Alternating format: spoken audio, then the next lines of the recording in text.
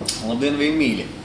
Esam vīna bārā Molto, kur ik pa laikam veidosim video rullīšus par vīna mītiem, lai tos apstiprinātu vai tieši pretēji, lai tos apgāstu.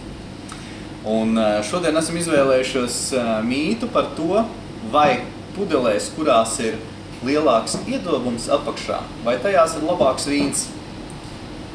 Uzreiz jāsaka, ka tā nav taisnība.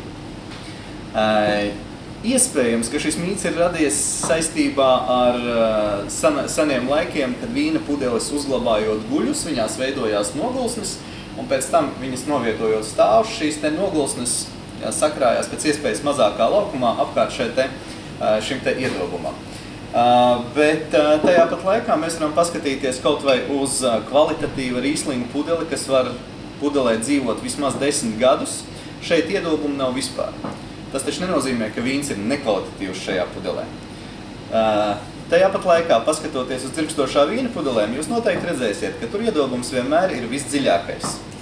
Un tam ir savs izskaidrojums, jo patiesībā šie te padziļinājumi pudeles apakšā kalpo kā stiprības elements pudelē. Respektīvi, tas nozīmē tikai to, ka dzirkstošajā vīnā vienmēr būs liels spiediens un pudelē ir jābūt stiprākai.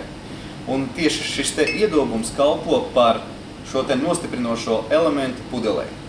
Tas arī praktiski ir vienīgais izskaidrojums šim te vīna mītam. Ja jums ir vēlme uzzināt patiesību par kādu citu vīna mītu, rakstiet vienkārši Facebook komentāros. Priekā!